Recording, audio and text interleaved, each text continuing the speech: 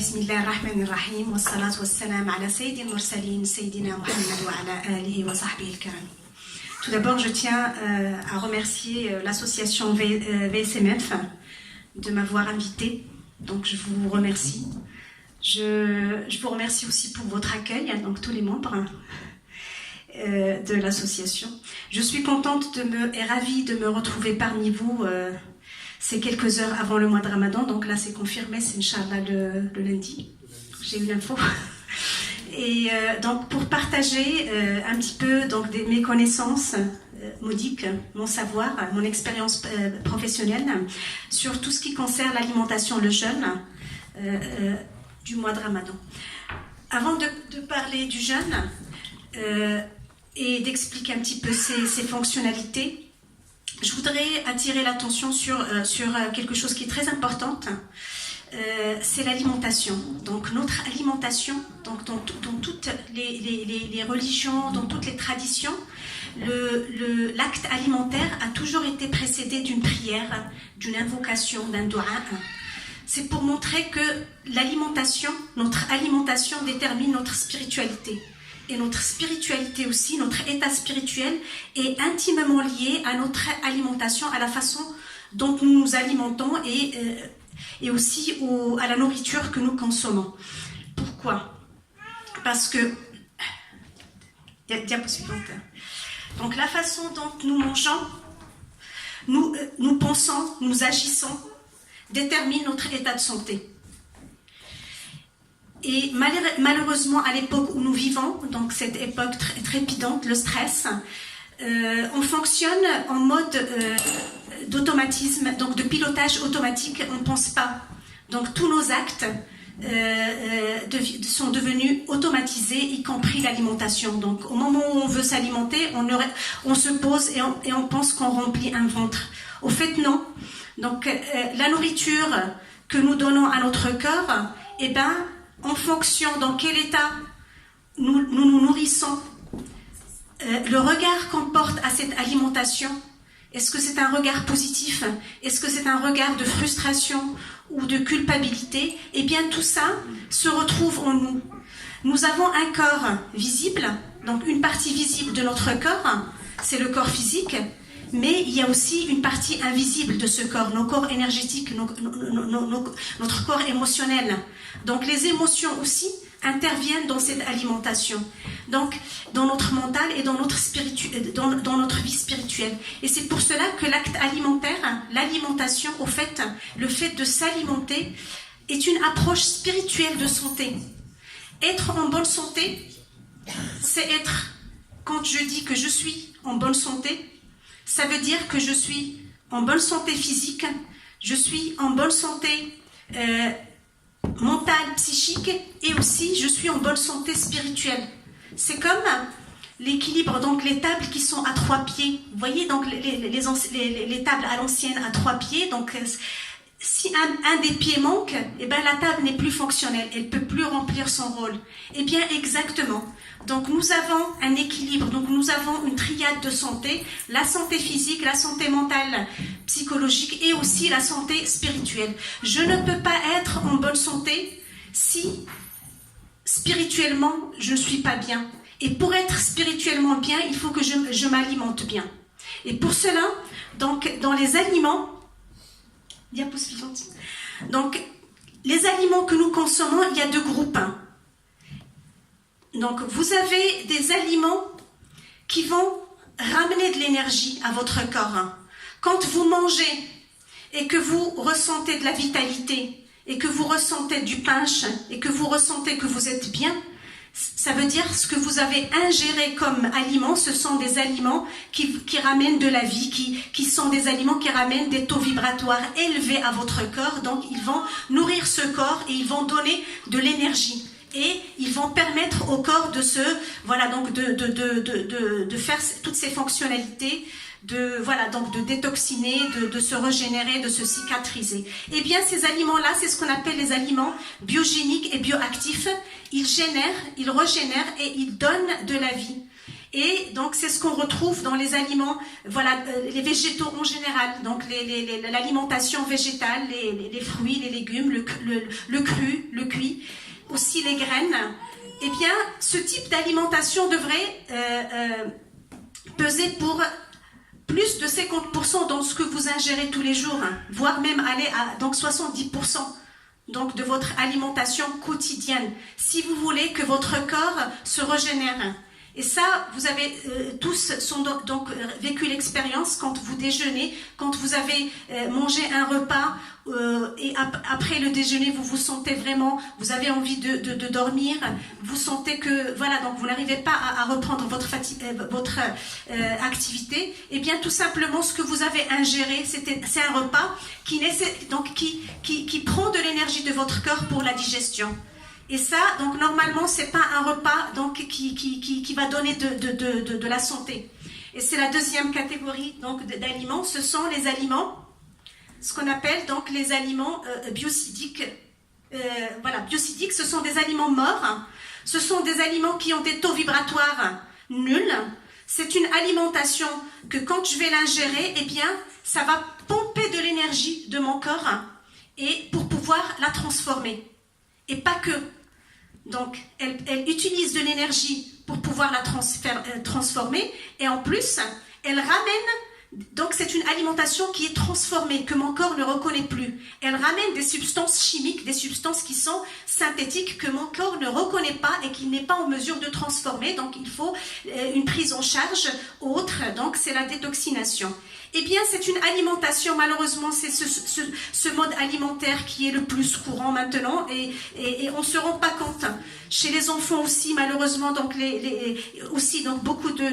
dans beaucoup de familles s'alimentent de ce type d'alimentation. Eh bien, c'est une alimentation qui, voilà, donc qui fait pas la promotion de la santé, au contraire, donc qui va amener vers les pathologies qu'on voit, donc que vous connaissez toutes, qui sévissent, donc les pathologies dégénératives, les pathologies chroniques, diabète, les maladies cardiovasculaires, les cancers, eh bien à plus de 60%, donc voire même plus, c'est la composante alimentaire qui en est la cause, plus le stress, plus d'autres facteurs. Eh bien donc, si vous voulez un corps avec une spiritualité élevée, eh bien il faut lui donner une alimentation avec un taux vibratoire élevé. Parce que pour pouvoir transcender ce corps et aller vers des états de spiritualité, eh bien, il faut des nutriments. Un corps qui ne fixe pas de magnésium, un corps qui ne fixe pas le cuivre, le sélénium, le zinc, les oligo-éléments, un corps qui ne fixe pas toute la famille des vitamines B, eh bien, un corps qui ne peut pas aller à des états spirituels vraiment assez élevés, parce qu'il ne peut pas, donc il est plombé, il est vers le bas. Donc, il ne peut pas transcender ces états-là et aboutir à une spiritualité vraiment et à un taux de khushu' qui est voilà, donc escompté.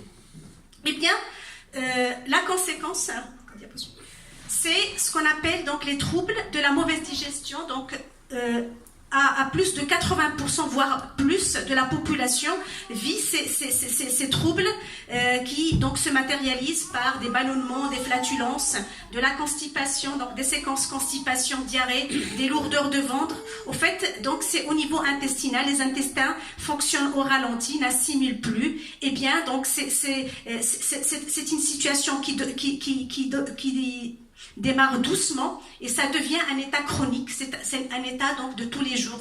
Donc beaucoup de personnes, on les voit dans les consultations, ils sont vraiment plombés, ils sont dans cet état-là et tout simplement parce que le corps, il est saturé, il n'arrive pas à désencrasser parce que les intestins sont vraiment en état de non-fonctionnalité. Diapo suivante, s'il vous plaît.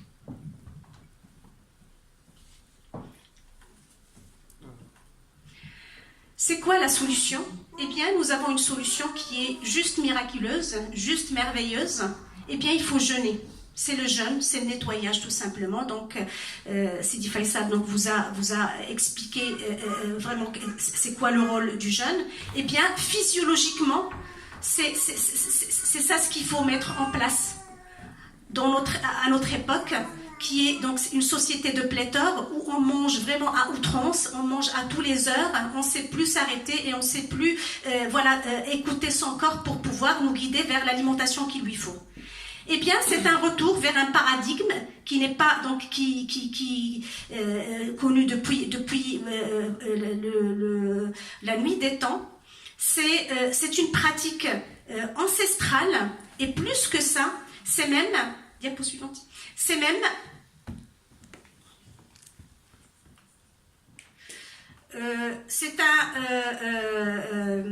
le jeûne, il est même inscrit dans nos gènes. Allah Azza wa Jal donc nous le montre dans le verset 183 de Surat al-Baqarah. Donc c'est une obligation pour être en bonne santé. Eh bien, toutes les créatures que Allah Azza wa Jal a créées sont donc jeunes. C'est une obligation pour être en bonne santé. Donc toutes les créatures, quelles que soient, donc que ce soit les végétaux, que ce soit les animaux, que ce soit nous les humains, on est obligés donc d'observer, donc toutes les créatures sont obligées d'observer une période de jeûne, donc une période de leur cycle de vie pour pouvoir être en bonne santé. Nous, on le fait chaque jour et c'est une obligation, c'est pendant le sommeil. Le sommeil, c'est une période, donc c'est la phase de sommeil. Donc c'est une abstinence de manger et de boire. C'est de manière inconsciente, et ben le corps il régénère, il se revitalise, il nettoie. Et heureusement, et même donc il y a eu des recherches, des scientifiques ont fait des recherches pour montrer l'importance du sommeil. Donc ils ont mis des rats, de l'eau de rat, donc un groupe qui mangeait, qui dormait normalement, et un groupe qu'on a maintenu éveillé. Et bien au bout de 3 jours, le groupe maintenu éveillé n'a pas pu. Donc les rats sont morts pour montrer que quand même c'est une phase qui est très importante pour le corps, cette phase de trêve vraiment de jeûne pour pouvoir donc travailler, pour pouvoir détoxiner. Diapo suivante. Bien sûr, Hippocrate, on a parlé il y a 4000 ans, donc il faut soigner ces petits maux par le jeûne plutôt qu'en recourant aux médicaments. Déjà à l'époque, Hippocrate donc, nous conseillait, donc nous mettait en garde sur l'effet de la médication. Et c'est donc Rasoul sallallahu alayhi wa sallam aussi à travers le hadith, jeûnez et vous serez en bonne santé. Ça veut dire que pour être en bonne santé, il faut observer le jeûne, c'est une obligation. Et même encore, c'est nous, à notre époque, où on a besoin de jeûner vraiment quotidiennement, d'observer des petites séquences de jeûne. C'est important, donc le jeûne intermittent entre les repas, ça permet d'éviter le grignotage, ça permet aussi au corps de faire son travail, de détoxiner. Donc c'est important d'incorporer cet outil dans son hygiène de vie, donc qui est le jeûne, et aussi y compris pour les enfants. Ça marche aussi pour les enfants. Toutes les pathologies inflammatoires sont soulagées par le jeûne, vraiment, parce que donc le corps il se régénère et il a la possibilité, parce que nous avons l'information dans notre patrimoine génétique, dans nos gènes, nous avons cette obligation du jeûne et qui permet au corps vraiment de faire le travail de nettoyage et de détoxination. Diapo suivante.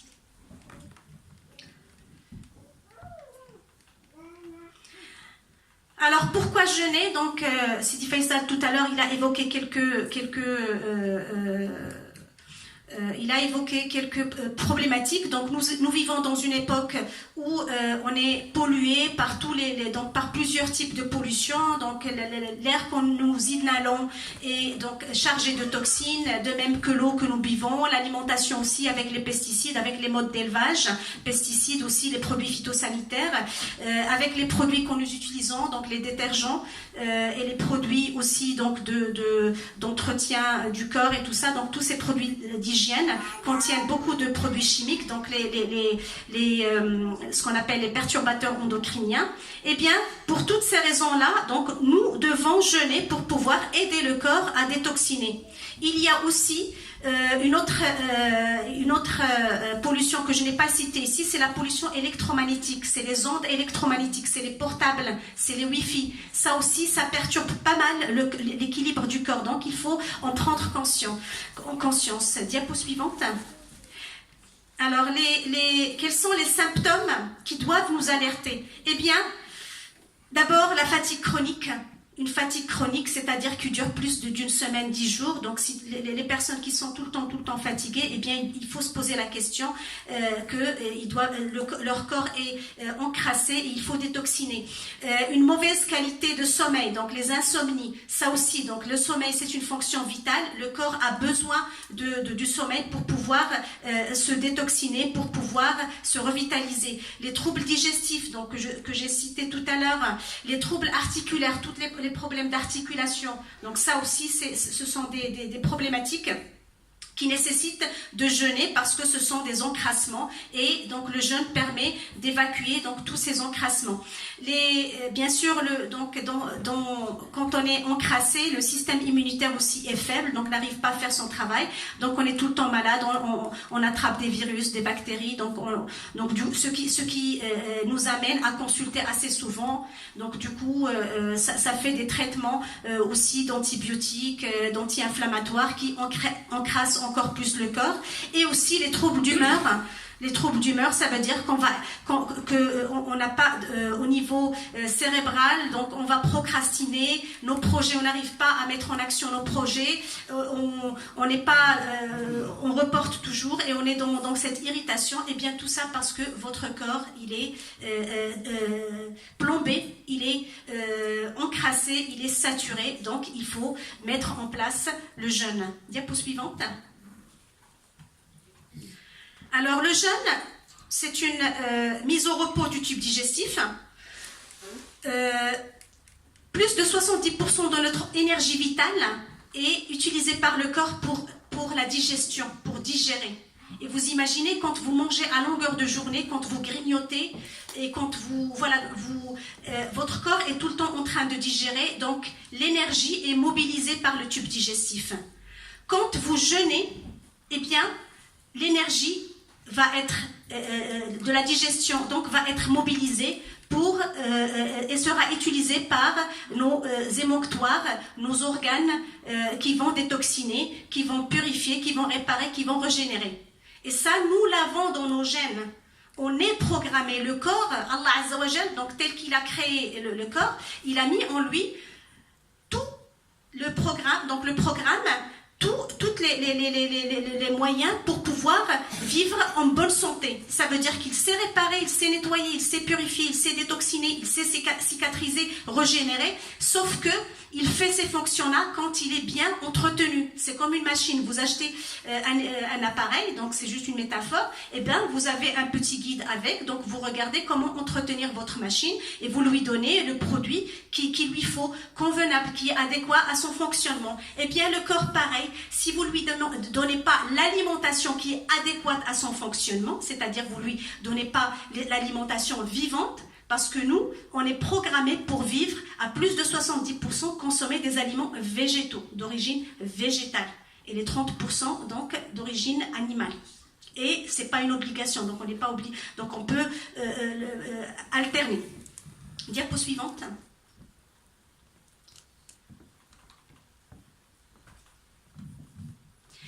Eh bien, donc le jeûne, c'est cet outil donc, qui permet justement de faire ce nettoyage en profondeur, sauf que il faut jeûner en conscience, c'est-à-dire là on est à quelques heures du début de Ramadan, c'est pas juste je jeûne comme ça, c'est un travail, c'est une introspection en profondeur de pouvoir mettre l'intention de jeûner et de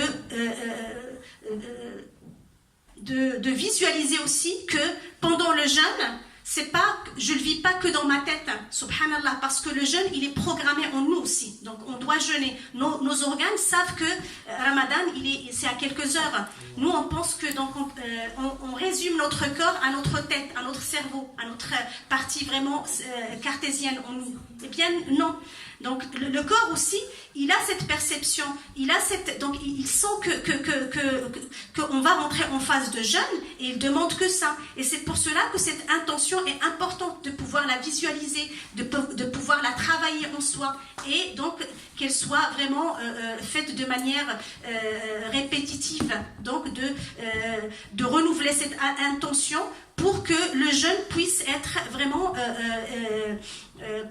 bénéfice pour le corps. Donc c'est une véritable cure de détox, c'est un véritable nettoyage. Donc c'est important de pouvoir le visualiser et voir que je jeûne, pas que dans ma tête, mais mon corps aussi jeûne et il travaille réellement. Donc on va voir pourquoi. Diapo suivante. Alors, juste avant de voir un petit peu ce qui se passe pendant que vous jeûnez, nous avons donc les toxines que j'ai évoquées tout à l'heure, l'ensemble des toxines que nous accumulons dans notre corps, ils s'accumulent dans le tissu gras. C'est notre grande poubelle. Notre grand réservoir de toxines, c'est au niveau de la graisse. Et bien, plus ce tissu gras est important et abondant dans le corps, et bien, plus les toxines sont présentes, sont abondantes. Et c'est pour cela que le jeûne, les 30 jours du mois de Ramadan, c'est le moment de pouvoir perdre cette graisse et aussi pour pouvoir aussi se nettoyer de ces toxines. Nous avons la graisse et surtout au niveau abdominal, donc la graisse, ce qu'on appelle abdominale ou viscérale, c'est notre grande poubelle de graisse. Nous avons aussi le cerveau, il est constitué à plus de 90% de graisse, il peut être un réservoir de toxines. Et c'est pour cela qu'il faut faire très attention à l'alimentation. Par exemple, les métaux lourds, une alimentation qui est polluée aux métaux lourds, c'est ce qu'on retrouve dans les poissons par exemple, les poissons de gros calibre, le thon, eh bien, les métaux lourds, ils vont se nicher au niveau du cerveau, donc et pas au niveau de la graisse viscérale. D'ailleurs, donc les maladies neurodégénératives, donc telles que Alzheimer, Parkinson, sont donc en grande partie dues à cette accumulation de métaux lourds au niveau cérébral. Donc, et ça dérégule. Donc, notre grande poubelle à toxines réside au niveau du tissu gras et le jeûne permet justement de vider cette poubelle en diminuant la graisse. Donc, diapo suivante. Rapidement, donc ici, pendant le Ramadan, pendant le jour, eh bien, votre corps, il travaille. Le corps travaille pendant les journées de jeûne, il travaille plus que pendant les journées où on ne jeûne pas. Pourquoi?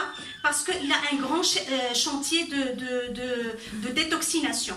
Alors, nous avons nos organes émonctoires, le foie majoritairement, donc qui se charge de détoxiner. Eh bien, donc la grande partie se fait au niveau du foie.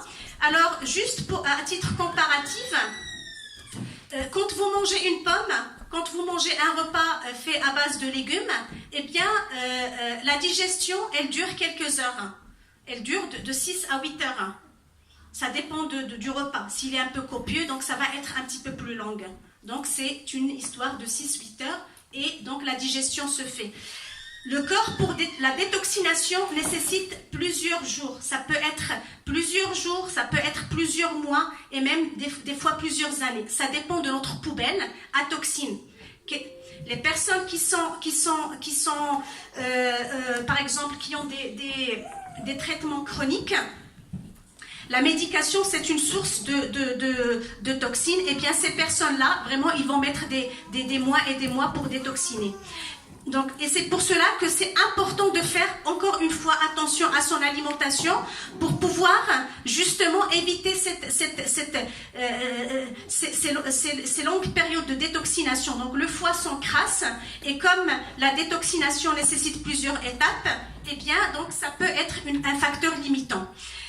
Une fois que la première partie de la détoxification se fait au niveau du foie, donc le reste se fait au niveau des intestins. Deuxième émonctoire pour détoxiner, c'est les intestins.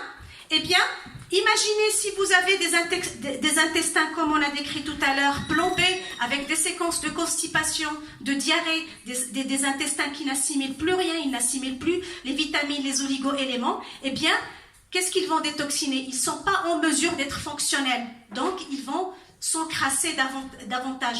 C'est ce qui explique cette fatigue chronique. Et c'est pour cela qu'on est fatigué. Vous êtes fatigué. Donc sur plusieurs jours, des fois même, les personnes, ils reviennent en vacances, ils disent oui, mais je ressens la fatigue. C'est parce que nos organes, et surtout nos organes émonctoires, fonctionnent au ralenti, et bien à cause de notre alimentation qui est très très polluée. Une fois que la détoxification donc est faite, après, ce sont nos émonctoires d'élimination qui vont se charger d'éliminer. Eh bien, les reins donc, vont éliminer une bonne partie donc des toxines vont être éliminées par les reins. Eh bien, les reins, pour éliminer, il faut que vous soyez hydraté. Donc, si vous êtes en déshydratation, et malheureusement, c'est ce qu'on voit, nous, on voit ça en consultation quand on fait l'impédance-métrie et quand on mesure le taux d'hydratation, eh bien, la moyenne, plus que la moyenne, est en dessous de 43%. Alors que normalement, on devrait être à 55% d'hydratation. Et même si vous voulez jeûner en bonnes conditions, il faut que vous soyez hydraté, c'est-à-dire que donc essayez de boire là ces heures qui restent, donc de boire pour pouvoir permettre justement la détoxination. Donc une bonne partie est éliminée par le rein. Et aussi les poumons, donc c'est un grand émonctoire d'élimination. 70% des toxines sont éliminées par les poumons, sous forme donc via l'expiration. Et c'est pour cela que les personnes qui bloquent la respiration juste au niveau thoracique ont du mal, donc se sentent tout le temps fatiguées, se sentent tout le temps oppressées, parce que donc la respiration, la bonne respiration, c'est la respiration abdominale. C'est quand on respire avec l'abdomen, c'est-à-dire que quand on inspire et que ça descend jusqu'à votre abdomen. Et c'est là où vous allez éliminer. Et cette respiration abdominale, c'est ce qu'on remarque, c'est pendant le sommeil. Vous voyez, les gens, quand ils dorment, vous voyez le ventre, il se gonfle, donc il s'élève, il se gonfle et se dégonfle. Et bien, c'est ça la respiration abdominale. Et c'est cette respiration qui permet d'éliminer. Quand on est bloqué ici, on n'élimine pas grand-chose, donc du coup ça reste. Donc c'est des toxines qui sont prêtes à aller vers l'extérieur, mais qui restent bloquées au niveau des poumons. Donc là aussi, ça explique la fatigue. Et notre dernier émonctoire, c'est la peau. La peau, c'est notre troisième rein.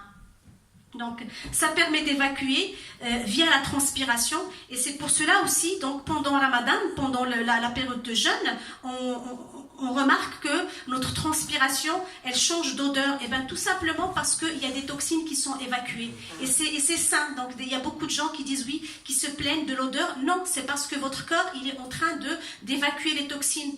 Donc il travaille, et c'est très très important aussi donc d'entretenir cette peau et de procéder au gommage quand on fait nos douches et tout ça. Donc nous avons encore ces traditions donc dans les hammams de faire le gommage. Et bien ça permet justement de libérer cette peau pour pouvoir détoxiner.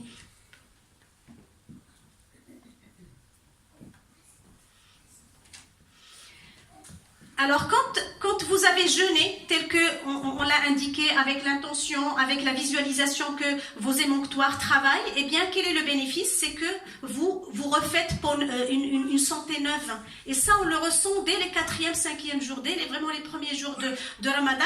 On sent d'abord la légèreté, c'est-à-dire qu'en termes de confort, on est plus léger. On la sent aussi au niveau de nos neurones. Ils sont plus propres. Donc, on a comme une espèce de clairvoyance.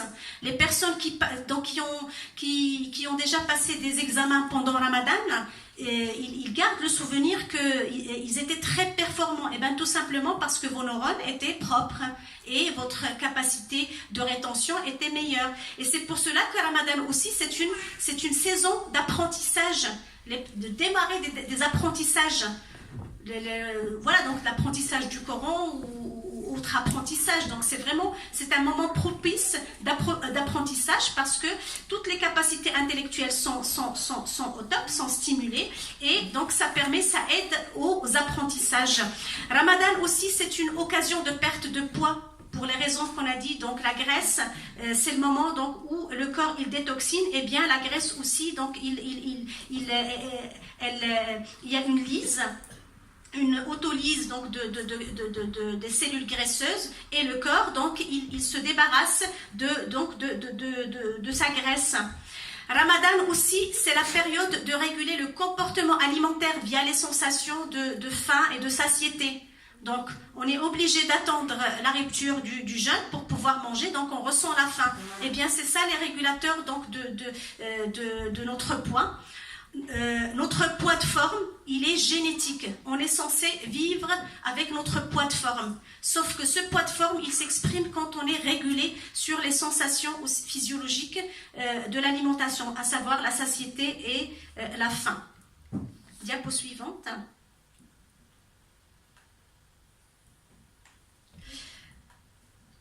Le jeûne aussi, c'est la détox. Ce qui potentialise la détox aussi, c'est l'exercice physique. Diapo suivante.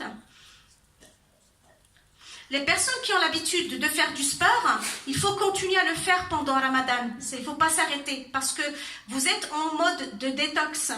Donc, quand vous faites une activité sportive ou une marche, donc à votre convenance, vous activez le système donc, la circulatoire. Donc, vous détoxinez plus. Et le système aussi, le drainage, donc ça active le drainage lymphatique. Donc, vous évacuez plus toutes les toxines. Donc, ne vous arrêtez pas. Donc, si vous pratiquez, si vous êtes abonné à une salle ou si vous le faites régulièrement, continuez à le faire. Après, il faut choisir le créneau. Donc, ça, on le verra dans les questions pour les créneaux. Diapo suivante.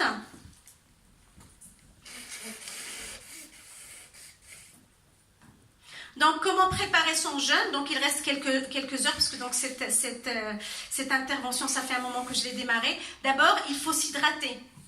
Donc, diapo suivante. Donc, il faut une bonne hydratation. Votre corps, il détoxine. C'est un nettoyage. Et vous savez, comme tout nettoyage, ça nécessite de l'eau. Donc, vous devez être vraiment à entre 50 jusqu'à 60% d'hydratation pour que votre jeûne soit bénéfique. Sinon, donc, vous allez être très fatigué pendant les journées de jeûne. Parce que le corps, il fonctionne. Par exemple, vos reins vont être à sec. Et c'est pour cela que les gens, quand ils ressentent des douleurs lombaires, au niveau des reins, c'est parce qu'ils sont déshydratés. Et c'est une source de fatigue aussi. Si vous êtes tout le temps fatigué, posez-vous la question, combien j'ai bu d'eau? Parce que déjà, quand on commence à boire, ça commence à aller mieux. Donc, l'hydratation, c'est important. Et comme vous le voyez sur la photo, le grand réservoir d'eau, c'est notre cerveau. 85% d'eau au niveau du cerveau. Et c'est pour cela aussi, quand on est irrité, quand on est vraiment... on a du mal à avoir cette clarté, cette clairvoyance, ou du mal à avoir des idées, ou donc le syndrome de la page blanche, eh bien tout simplement, c'est la déshydratation. Le cerveau n'arrive pas donc à la sérotonine, enfin tous les neurotransmetteurs qui œuvrent pour une bonne fonctionnalité de nos neurones ne sont pas suffisamment synthétisés, et du coup donc le corps il est en mode de décompensation, et c'est pas très donc il n'est pas dans au top de ses fonctionnalités. Diapo suivante. Donc il faut boire. Tout simplement, donc l'eau c'est la source de la vie. Donc Allah Azza wa Jal le dit dans le Coran, donc l'eau c'est la vie, donc tout ce qui est vivant c'est de l'eau. Et bien un corps vivant, encore une fois, avec une alimentation vivante, donc c'est avec de l'eau. Donc il travaille avec de l'eau. Diapo suivante. Donc là, essayez aujourd'hui et demain d'alléger un peu votre tube digestif en mangeant léger. Pas trop, donc les aliments que vous voyez, c'est des aliments qui nécessitent une digestion assez, donc beaucoup d'énergie. Donc là, il faut libérer l'énergie pour détoxiner. Donc alléger votre alimentation, moins de pain, moins de viande. Le café aussi, les personnes qui sont donc qui boivent beaucoup de café. Donc essayez de diminuer cette consommation pour pouvoir entrer en phase de jeûne de manière confortable et ne pas subir les céphalées, les migraines. Les personnes qui souffrent des migraines, des céphalées les premiers jours de Ramadan, c'est parce que c'est le passage brusque d'un état d'alimentation, suralimentation, à un état donc de jeûne. Et ben les toxines se retrouvent, ça circule dans le corps, et ben ça crée cet état de malaise. Des fois même il y a un malaise vagal, on a ce qu'on appelle, donc il y a les maux de tête, les céphalées, et aussi on a des nausées aussi. Des fois c'est dû à ces toxines qui circulent dans votre corps. Diapo suivante. Suivante. Voilà.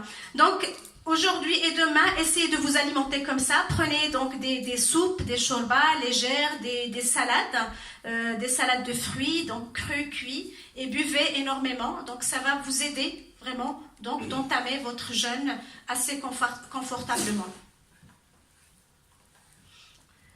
Diapo suivante. Donc cette année encore, Inch'Allah, Ramadan, c'est des journées estivales, donc c'est un Ramadan estival, c'est à peu près 17-18 heures de jeûne, avec 6 à 7 heures de rupture. La nuit est très courte et c'est pour cela qu'il faut mener une bonne stratégie d'alimentation. Vous avez jeûné toute la journée, vous avez été en activité, vous avez travaillé, vous avez été à votre voilà, donc vos activités habituelles, eh bien votre corps aussi a détoxiné, eh bien il faut restituer ce qu'il a perdu dans la journée. C'est une bonne hydratation avec des sels minéraux, des vitamines, des fibres et de l'énergie. C'est ce qu'il faut penser à ramener dans le premier repas du iftar.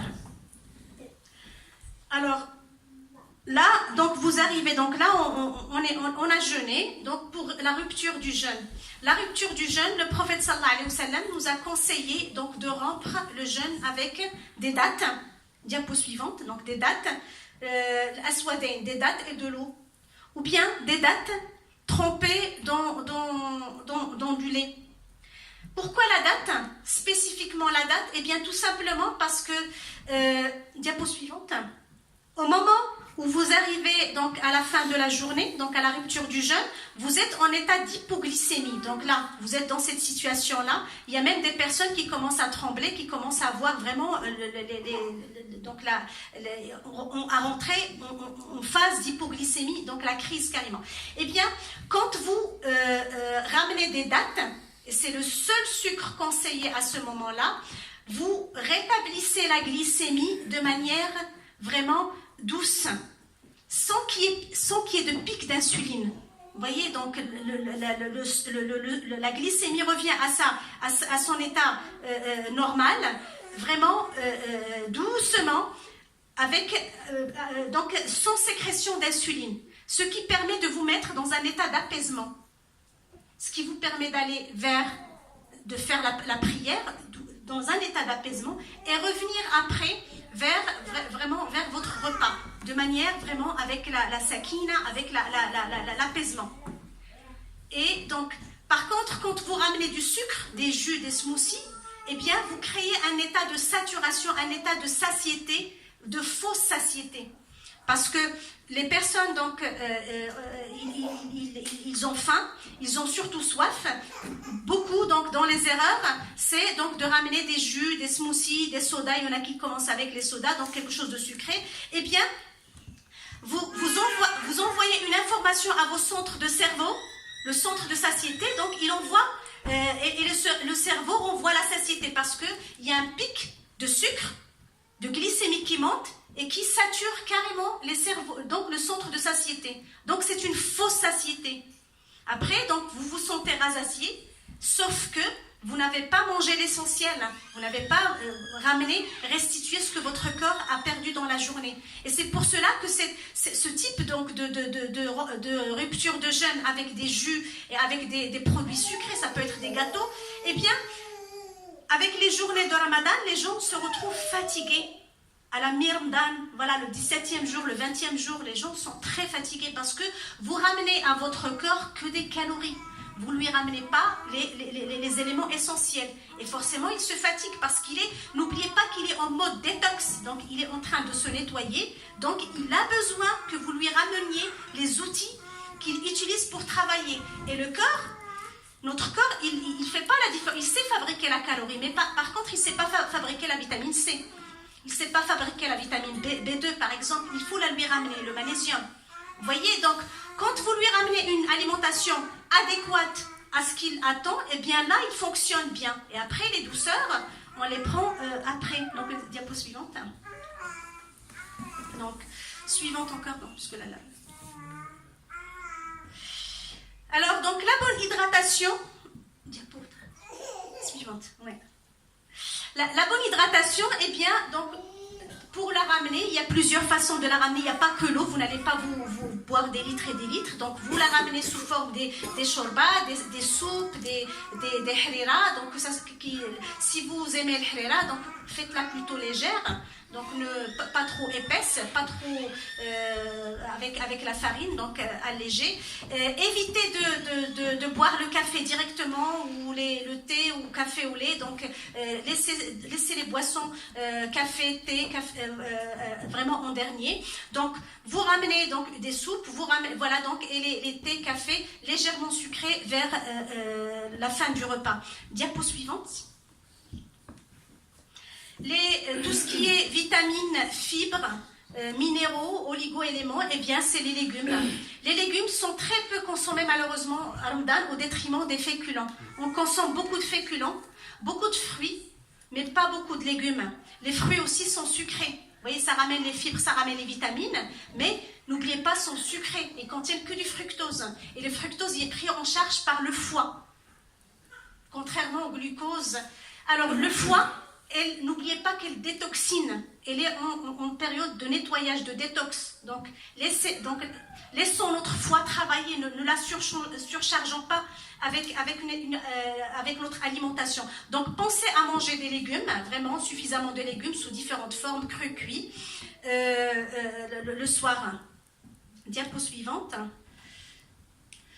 Il y a une question récurrente qui revient à chaque fois. Combien de repas? Combien faut-il faire de repas pendant Ramadan? Le prophète sallallahu alayhi wa sallam, quand il évoquait Ramadan, que ce soit Ramadan en hiver ou Ramadan en été, il parlait toujours que de 2 repas. Et encore, c'est du fotor et sohor. Et encore, leur fotor à eux et leur sohor à eux était très frugal. Vraiment, c'est vraiment très léger par rapport à notre alimentation, nous. Donc, de préférence, donc alléger 2 repas légers et entre les deux, donc boire de l'eau. L'eau, par contre, c'est à volonté. L'eau, vous avez besoin de l'eau parce que vous êtes en mode détox pendant tout le mois. Et ben, aidez votre corps à détoxiner. Les personnes qui, voilà, donc, ils peuvent fractionner le fotor et faire une petite collation avec donc une collation sucrée après la prière, par exemple. Ça aussi, c'est une bonne répartition. Donc, pas de sucré juste après avoir mangé votre fotor. Donc, laissez le sucré, déplacez-le un petit peu après la prière et prenez-le comme collation.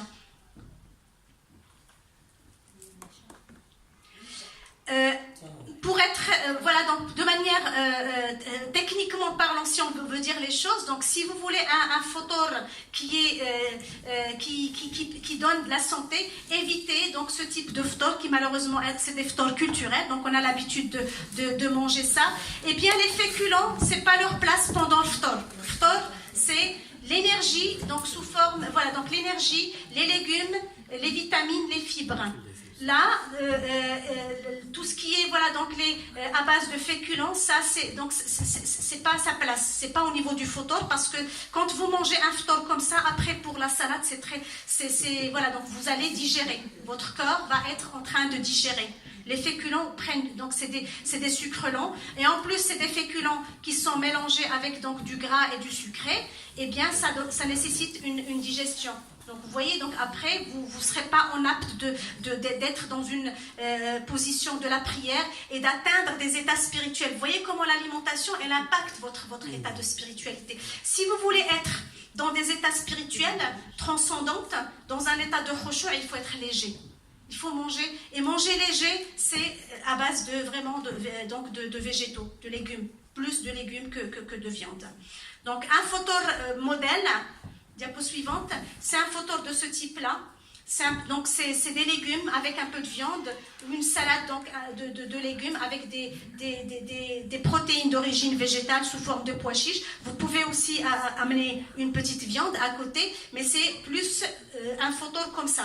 Donc c'est une alimentation qui va restituer ce que votre corps a perdu pendant la journée. C'est-à-dire, ça amène de l'eau. Les légumes amènent de l'eau, hydratent. Les légumes hydratent aussi le corps. Ça ramène des fibres, ça ramène des vitamines, ça ramène des sels minéraux, des oligo-éléments, tout ce que vous voulez. Vous voyez, donc là, vous restituez. N'oubliez pas que Ramadan dure 30 jours. Donc si vous... je vois des sourcils se font, oui, ça dure 30 jours. Parce que malheureusement, donc des fois, c'est au bout de 15e, 17e jour, les gens sont très fatigués. Il y en a même qui attendent. Alors que le but de Ramadan, c'est arriver vers les 10 derniers jours en bonne santé. Et c'est pour cela les professionnels de la PNN, la programmation neurolinguistique, disent que pour changer une mauvaise habitude et la remplacer par une nouvelle habitude, il faut 3 semaines. Et Ramadan, c'est 20 plus 10. Les 20 premiers jours, c'est pour instaurer donc de nouvelles habitudes et pour donner au corps, donc lui permettre de se régénérer. Et bien, pour lui permettre d'arriver vers les 10 derniers jours, là où on a besoin d'être dans un état de spiritualité très très très élevé, eh bien, il a la capacité d'atteindre ces états. Mais quand il arrive plombé avec ce type de photo, donc il ne peut pas, donc on est malade. D'ailleurs, les médecins, donc, ils ont ça, les services d'urgence pendant le Ramadan sont très, très... les gens, ils vont en crise, voilà, donc les problèmes digestifs. Ça, c'est très connu chez les médecins urgentistes. Donc, ils craignent le Ramadan pour ça. Alors, la collation, la touche sucrée est conseillé de la ramener vraiment... de l'espacer du repas du ftor, de la ramener après en collation, après voilà, donc salat l'isha, après le qiyam, donc avec une touche sucrée, soit avec des aliments, des fruits, des smoothies, donc des aliments donc vibration élevée, mais ça n'empêche, nous avons les douceurs, nous avons donc aussi Ramadan a un côté affectif, un côté vraiment émotionnel, donc les petits gâteaux, les petites douceurs, vous pouvez les prendre aussi à ce moment-là, bien sûr, donc quand vous avez bien mangé au départ, vous avez ramené ce qu'il faut, donc là vous n'avez pas vous attarder trop sur les gâteaux. C'est pour cela qu'il ne faut pas les ramener vraiment au moment du foutor. Alors pour le repas du suhoor, les féculents, eh ben, c'est pendant le suhoor. Pourquoi? Les féculents, ce sont des sucres lents, ce sont des sucres qui permettent de répartir l'énergie. Là, vous vous préparez pour entamer une nouvelle journée de jeûne, eh bien vous avez besoin d'énergie. Les personnes qui ne font pas suhoor, les personnes qui ne prennent pas de féculents pendant suhoor, donc vers 14h, 15h, ils ont un peu le coup de pompe, une espèce d'hypoglycémie. Donc, c'est parce qu'ils n'ont pas pris de féculents pendant le dernier repas. Les féculents, c'est là où il faut les mettre pendant, donc le suhoor, c'est comme un petit déjeuner classique avec des féculents, avec des aliments qui ramènent de l'énergie, les fruits secs. Vous voyez, il y a certains dans nos traditions, par exemple, des préparations à base d'amandes, à base de graines, de sésame, à base vraiment, donc ils sont très très riches, par exemple l'eau, par exemple zameta. Ça aussi, ce sont des aliments qui sont très riches, ce sont des aliments qui ramènent de l'énergie. Ils vont vous donner de l'énergie pour pouvoir détoxiner. Le lait fermenté aussi est très très conseillé pour le microbiote. Les personnes qui ont des problèmes, voilà, donc au niveau intestinal, donc les flatulences, les perturbations, eh bien, contrairement à ce qu'on pense, les gens beaucoup l'évitent, ils disent parce que moi ça me perturbe. Au contraire, ça rééquilibre votre microbiote, votre flore intestinale. parce que ce sont des ferments lactiques, eh bien, ils permettent d'établir l'ordre dans vos intestins pour qu'ils puissent être fonctionnels. Des intestins plombés, c'est des intestins chez qui le microbiote est perturbé, au détriment de candidats albicans. Beaucoup, donc on trouve beaucoup de problématiques à ce niveau-là, donc qui entraînent ce qu'on appelle le syndrome de l'intestin irritable. Eh bien, c'est les candidats qui, voilà, et c'est la consommation sucrée. Et c'est pour cela, les personnes qui sont très addictes au sucre, eh bien, ils sont dans ce syndrome-là, de l'intestin, donc le syndrome de l'intestin irritable. J'ai encore le temps ou je... Pas trop. Bon, alors, donc là, c'est juste encore. Donc là, c'est ce qu'il faut éviter à la rupture du jeûne. Vous voyez, donc là, j'ai parlé du sucré. Le smoothie, les jus, c'est vraiment en collation. Il vaut mieux éviter. Donc là, on est dans un cadre Ramadan, c'est l'occasion de changer les habitudes. C'est vrai, les sodas, les boissons gazeuses, il vaut mieux les trinquer contre donc des jus faits maison, des jus avec des fruits frais, des fruits qui donc à haut taux vibratoire. Les fritures aussi à déconseiller. Le mode de cuisson est très très important. La problématique de Ramadan, ce que nous remarquons dans le cadre de notre profession, c'est pas le jeûne, c'est pas le sommeil, mais c'est la problématique de l'association alimentaire. Beaucoup de personnes, Ramadan, donc ils font des associations qui ne sont pas bien. Donc ils mélangent, et c'est ça qui les plombe. Vraiment, même ils commencent à, donc pendant le jour ils ont faim, et arrivé le soir à la rupture du jeûne, ils ont tendance à manger trop, à manger beaucoup et à mélanger, pas faire les bonnes associations. Vous voyez, et c'est pour cela qu'encore une fois, le repas du ftour, il faut éviter. Le seul sucré, c'est le sucré ramené par les dates à la rupture. Le sucré, il faut le laisser vers la fin. Mais quand on ramène comme ça le sucré, salé, voilà, donc le gras et tout, d'un seul coup, et c'est ça qui n'est pas bien.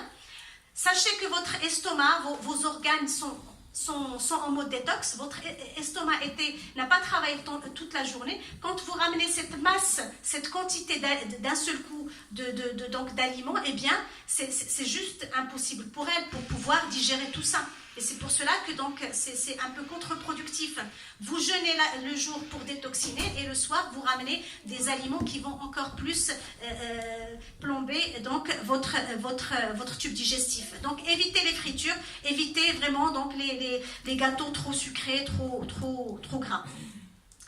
Aussi, un autre conseil, évitez l'alimentation transformée. C'est une alimentation qui est à zéro taux vibratoire, aucune énergie, c'est une alimentation qui prend de l'énergie de vous pour la transformer. Eh bien, c'est l'occasion vraiment de l'enlever. Pas que Ramadan, mais même c'est vraiment de repartir sur de nouvelles bases. Les produits transformés, par exemple, les charcuteries, faites-les vous-même, maison. Donc, vous pouvez faire ça chez vous. Donc, c'est pas une facilité de vouloir les acheter comme ça et les cuisiner. Donc, plus vous mangez une alimentation naturelle, une alimentation proche du naturel, proche du vivant, et mieux vous serez en bonne santé. Plus vous mangez une alimentation transformée à tout point de vue, donc avec le mode d'élevage, avec le process d'industrialisation, donc avec l'addition d'additifs chimiques, eh bien vous voyez, donc vous multipliez encore plus vraiment donc les problèmes, et c'est une alimentation qui vous promet vraiment pas la santé mais la maladie. Donc, à éviter. Bien sûr, donc, une des problématiques du mois de Ramadan, donc à titre de conseil, c'est le gaspillage. Évitez de préparer plusieurs plats. Ramadan, encore une fois, c'est un mois où il faut manger peu par rapport aux jours habituels. Il faut manger vraiment peu. Nous, malheureusement, c'est là où les budgets vraiment des ménages explosent pendant Ramadan, de plus de 30%. Donc, les statistiques l'ont mentionné. Donc, c'est pas un mois où il faut manger vraiment donc surconsommation. Donc, pour éviter le gaspillage, il faut vraiment penser vraiment à l'alimentation du prophète sallallahu alayhi wa sallam, où il mangeait peu et ils étaient bien. Si vous voulez atteindre des états spirituels élevés, si vous voulez transcender votre corps vers vos corps énergétiques, vers vraiment la spiritualité, eh bien il faut manger peu. Et le peu que vous mangez, il faut qu'il soit sain. Il faut qu'il ramène des vibrations et pas qu'il enlève de la vibration. C'est vraiment, c'est une réflexion. Et là, Ramadan, c'est l'occasion vraiment de corriger ça. C'est une clinique thérapeutique à Ramadan pour pouvoir justement corriger toutes ces mauvaises habitudes. Une des problématiques pendant Ramadan, c'est le sommeil.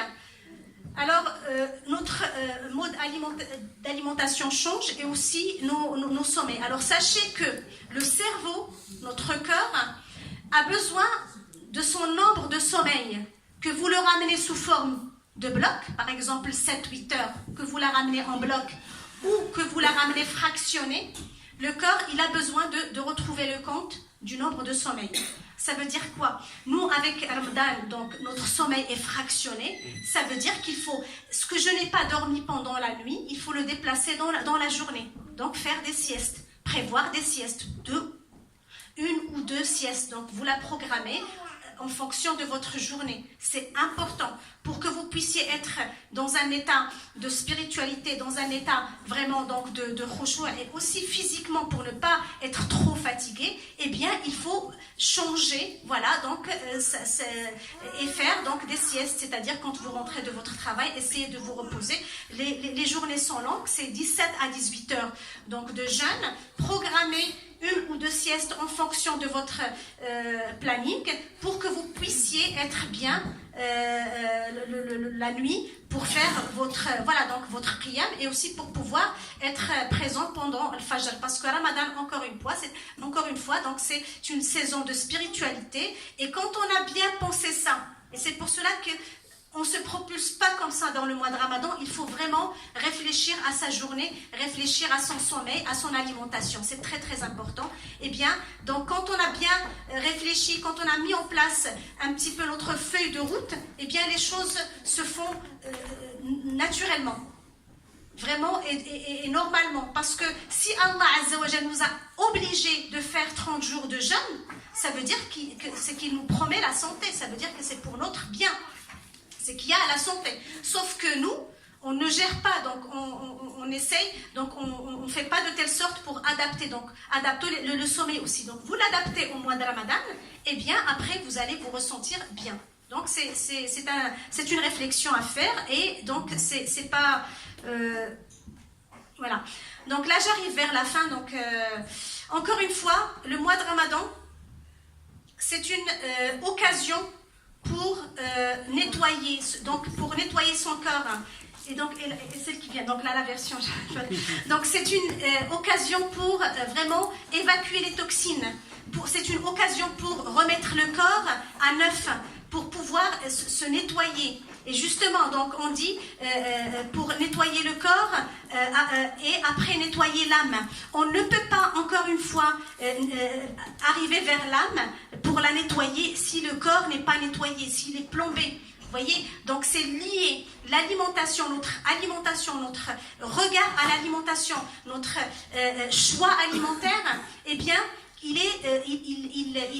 il conditionne notre état spirituel.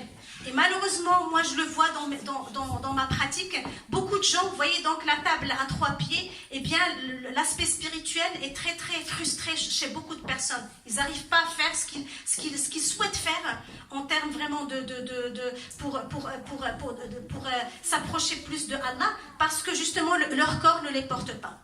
Eh bien donc repensons notre alimentation. Et Ramadan, c'est un rendez-vous annuel, et c'est pas à chaque fois, donc on l'a, ça fait plusieurs Ramadan, ça fait plusieurs années qu'on fait Ramadan, eh bien c'est justement pour pouvoir entamer cette réflexion et dire dans quelle spiritualité je veux être. Eh bien, Inch'Allah, donc je souhaite à tous, toutes et à tous un bon Ramadan, que ce soit un Ramadan vraiment de spiritualité, un Ramadan de bonne santé. Inch'Allah. Merci pour votre écoute.